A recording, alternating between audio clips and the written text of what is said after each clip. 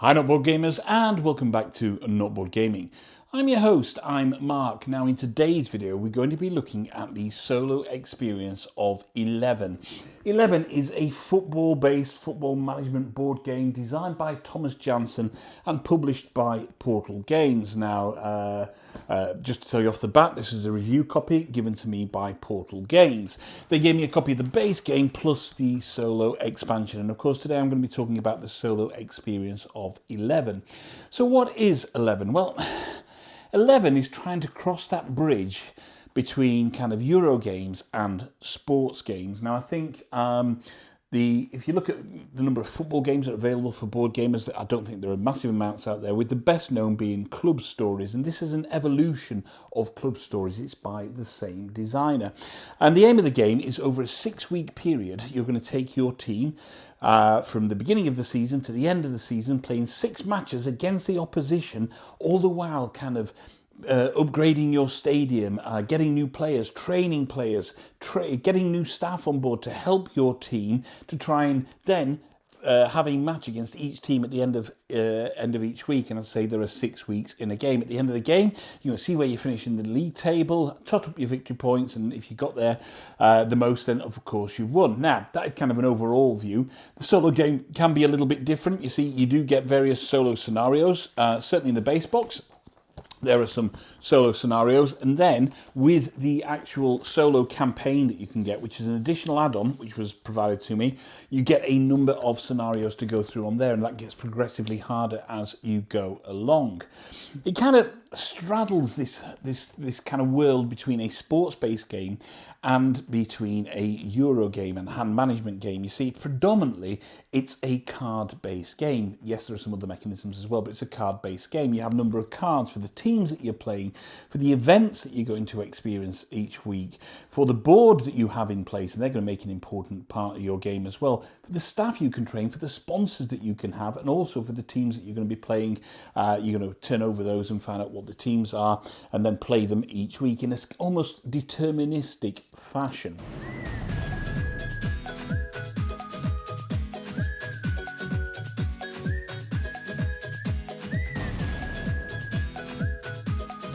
Now, I played this purely solo. And I want to say, from reading the rules and from seeing what other people have said about it, if you were to play multiplayer, it is more or less a multiplayer solitaire game. Now that may appeal to some people because you're kind of quite busy just maximizing the how your own team works, but if you were playing it multiplayer, you wouldn't get to play matches against the other players with you. I'm sure that can be house ruled in some way, and maybe it will come out in a future expansion as well, and there are additional expansions for this like the World Cup, etc., that you can go for. But do be warned that as a multiplayer game, it is predominantly kind of multiplayer solitaire, but as a solo game, it absolutely works as a solo game, and you can play it straight out of the box as a solo game as well. You don't need to use the scenarios. You can go through 6 weeks straight out of the box and see how you fare at the end of that against the other teams that you are playing. So that's kind of some pluses there for it. One of the things I do want to talk about is the rule book. Now, the rule book does a pretty good job of explaining the rules in the main. When it comes to actually playing the match at the end of the week, and that's going to be played at the weekend, so there are 5 days in a week, according to this, Monday, Tuesday, Wednesday, Thursday, and Friday. At the end, Monday, Tuesday, Wednesday, Thursday, and then the weekend. And at the weekend, you're going to play a match. And what you'll do is you'll have already chosen kind of 6 teams that you want to play against, and you're going to read out the scout report that's on one of those cards there, and then you're going to flip it over, and it tells you the layout of the team, but you'll have assigned your team first. So you're going to assign your team based on the scout report here. And then what you're going to do is the pitch itself is set up into I think it's 9 quadrants. It is basically, and you are going to tot up the number of your players that have got kind of balls on there, which means they're strikers or scoring, against the opposing number of shields and their strength above.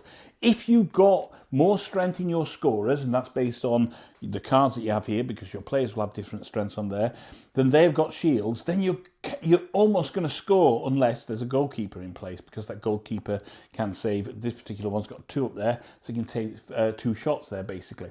So you're aiming on each quadrant to outnumber their number of defense icons by the strength of your shoot icons. Conversely, the other way, their shoot icons, and here I've got a strength number on them, you will aim to put your defenders, so your shield icons, on there with the relevant strength on there to prevent them, because of course if they get more strength than you, they are going to score. And that's how it works. And you're going to go through each of those 9 quadrants and top those up and find out who wins at the end of the match.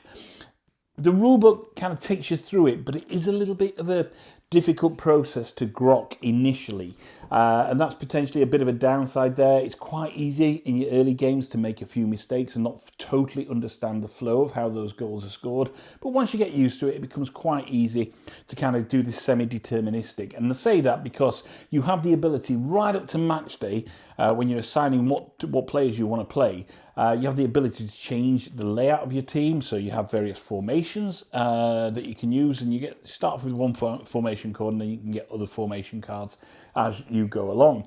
So you can change the formation based on the scout report, and then you can change the particular players and the strength of where they play in the on the pitch as well, right up to flipping that card over. As soon as you flip that over, that's it. That's match started. You'll determine the winner of that, and once you've got the winner of that, there's a little kind of match consequences table where you're going to roll a die, and depending on whether you won, draw, or lost, and depending on what number that you roll, that's going to have some consequences. So it could be additional resources, it could be an injury to one of your players, it could be that you get to train a player. There's a number of different consequences on there. Nice little touch at the end of the week, but you've got to get to that end of the week. So when we start off on Monday each week, what you're going to do is, this is kind of the event stage, and you've got some event cards here. You're going to flip over the event card, and it's got some banding, some coloured bandings. It tells you what the event is, and there's a yellow, blue and red banding there. What you've got 3 board members, and each of those on the left-hand side of their cards have got yellow, blue and green icons against dice numbers. You'll roll a dice, and whatever number you roll, whichever colour has the most of that particular number on there, that's the outcome that's going to occur for that match. And as I say, it can be positive or negative for you. That happens on a Monday. Then Tuesday through to Thursday, so 3 days of the week, this is when you get to take your actions. And what you can do is you can buy players, you can train players, you can buy staff members. So these staff members may be a doctor, maybe a trainer, maybe a resource manager. You can buy those, and they give you additional actions you can take on these particular days. But also they have a set collection mechanism, because they've got slightly different colours at the top. That can add to end of game scoring for you there as well. You can also buy sponsorship, so that's good as well. So with sponsorship, you can sponsor a shirt, which gives you some kind of income, or you can do a billboard, or you can do an announcement. They have various things for you. If you get a shirt sponsor, that's it. You can't get any more shirt sponsors throughout the game. You can upgrade as well. So you have a stadium board here. And what you can do throughout it is start upgrading it, so you can add additional stands to get more people in, to get more revenue from that. You can add additional ad boards in there as well, to get more revenue from that. So you can upgrade the stands. And so there's a relative amount of, or a good amount of actions that you can take each and every day. You're going to do that. After Monday is the board session, as I say, the event session. Tuesday, Wednesday, Thursday is when you strengthen your team and you strengthen your club.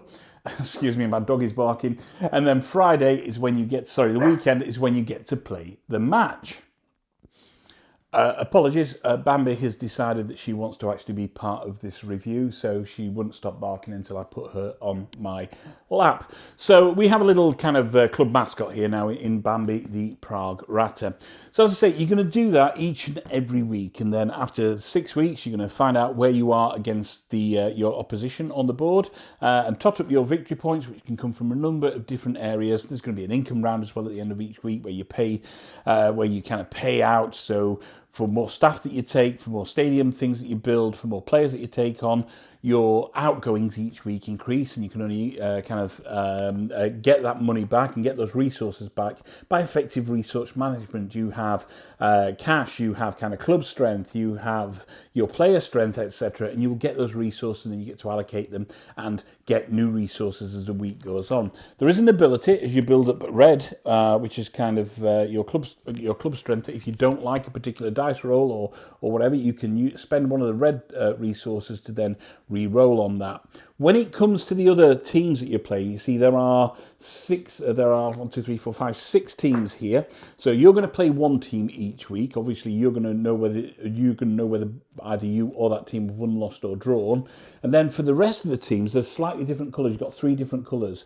You're going to roll a die for each one of those each week. And a 0 is obviously a loss, a 1 is a draw, and a 3 is a win. And you're going to move them forward on the league table accordingly. So that's kind of a brief overview of the game and what you do. And I think, in the main, it achieves what it kind of sets out to do. It has this foot in both camps, which is both a plus and a minus for the game. We'll come back to that in a little bit. Going back to the rulebook, as I say, it does a decent job, but it's slightly annoying. You get through all the rules and you learn how to play the game, and then right at the end of the book, it says additional rules. They are not additional rules. These rules are actually a key part of the game, so you've actually got to ensure that you read the rule book plus the additional rules to learn the game. It's not a bad rule book. You can get through it fairly easy.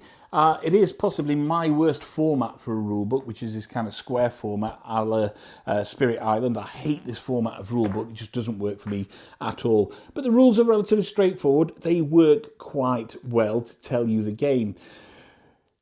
But going back to what I said about this having a foot in both camps as a Euro game and as a football game, that's kind of a plus for it and a minus. Let's talk about the plus for it at first. I think in a world full of kind of dry and themeless Euros, 11 kind of shows that you can marry theme to a game and it can work. And I must say, almost everything that you do in the game is utterly thematic. It feels like it's part of what you're doing, almost everything. There's a little bit of kind of the randomness with the dice that you roll, etc. And certainly for your win, draw or loss kind of match consequences. But mostly, everything you do is thematic. It feels like it fits. So it does straddle that. You've got a decent Euro game. You've got a decent football game. But what you don't have in either camp is a great Euro game or a great football game. You see, the problem with 11, by trying to please two masters and bringing these two kind of subjects together, you've got the Euro match and the football match, is it neither excels as a Euro nor excels as a football game.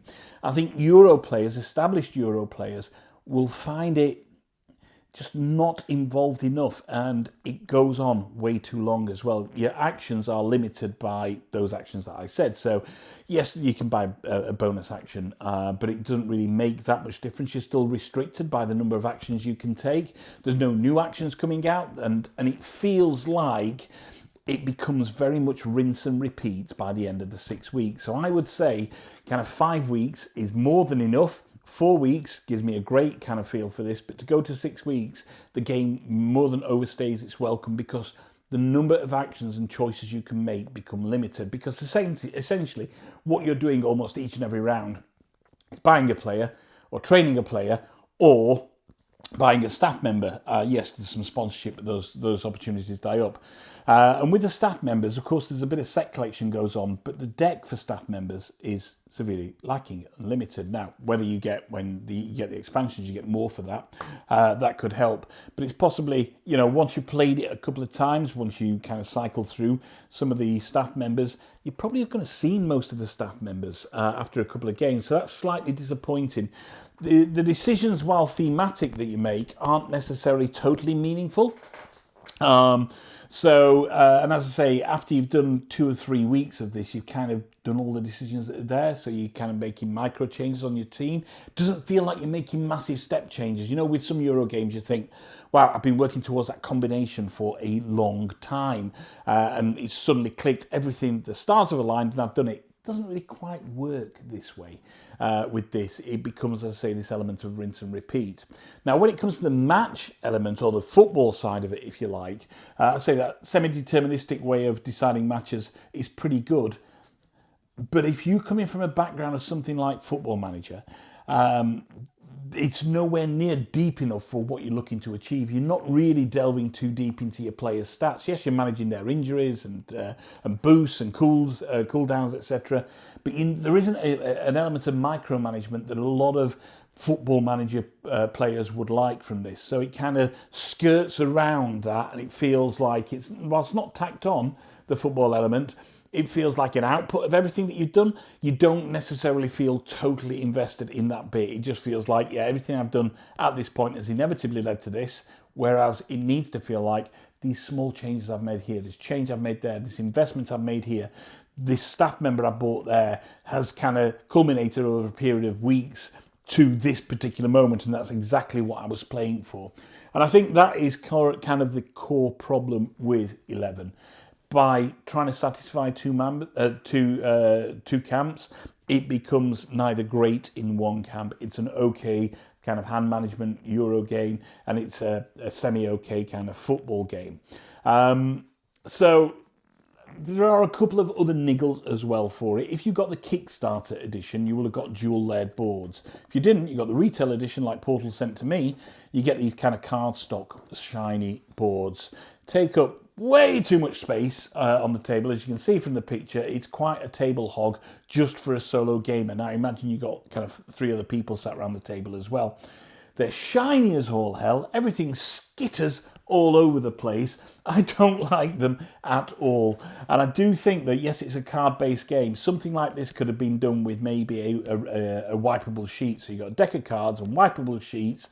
You could have tracked all your stats and your upgrades on that. That would have been a better experience for me than having this huge table hog, which just kind of becomes more of an annoyance than anything. The component quality is okay in general for all the components, with the wooden tokens and markers, etc. And the card stock is nice, but I really dislike these shiny, too big, kind of imposing player boards. I don't think they need to take up half of my table space for the amount of information I need to store on them. So I think that could have been done somewhat better. As I say, maybe a wipeable sheet and you're stacking your cards up alongside it. Now, when it comes to variety for the game, I think this is both a positive and a negative, if you like. So yes, there's loads of cards, and it's going to take you a long time to go through all the cards, and all the various teams that you're playing against have increasing in strength, etc. So,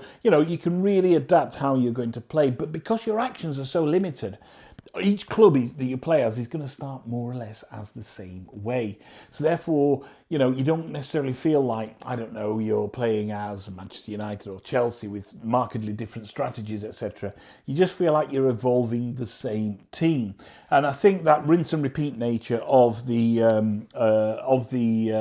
actions that you take throughout the week towards the match day as well doesn't aid that. I'd like to see some more elements of variability. Now, there are objective cards, and if you play with the solo scenarios, they will change kind of the core rules of the game as you're playing the game. So, as does the solo campaign as well. So that will change things up because you're adapting to a dynamic structure there. But if you're playing with other people, or you're just playing the base game out of the box without any of the solo scenarios, it's going to feel just a little bit samey and a little bit kind of, you've seen it before if you played the game a couple of times. So yeah, I think, you know, it's a decent stab at taking a football game and making the theme, and I say most of it is tremendously thematic, and making the theme fit a Euro style, but it's not wholly successful.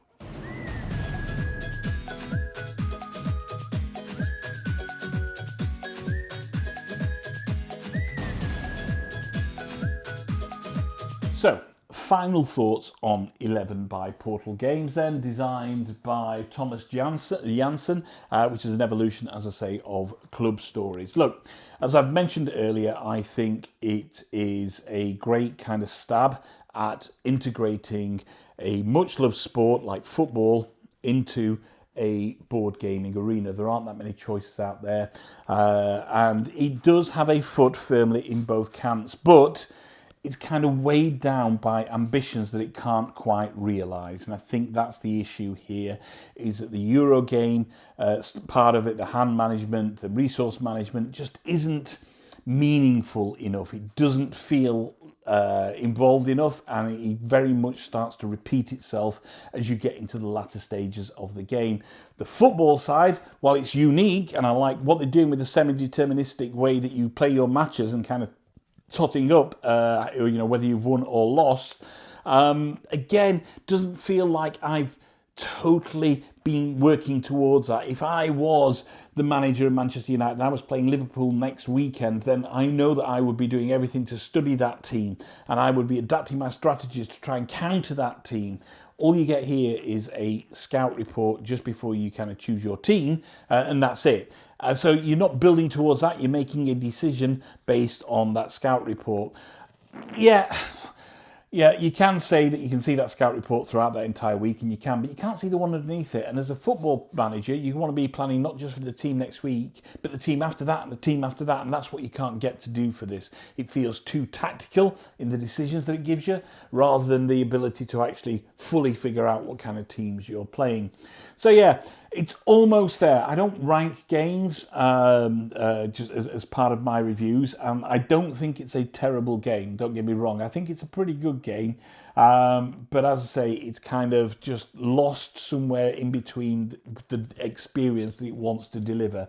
So for everything that it does right, the thematic integration, the way that this semi-deterministic match play works, choosing the right cards, the right players, choosing when to train them, choosing how to deal with their injuries, feels right. Things like set collection, however, on your staff, and potentially the kind of dice rolled match consequences feel like they've been added on to give it a Euro theme rather than a kind of an integral part of the game.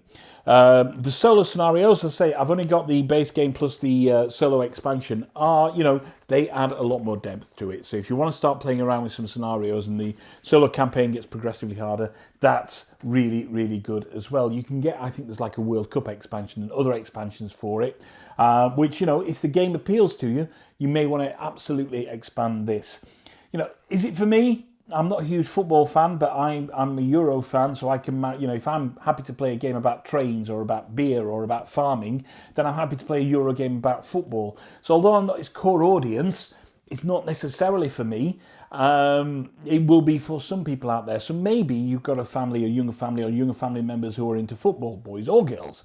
And, it's a great way to integrate one of their passions into board gaming as well. So because it's not a difficult game to learn, not by any stretch of the imagination once you understand the rules, and the decision space it can allow for some of the potentially younger players or people that don't play board games too much could be enough for them and give them that thematic integration that they want.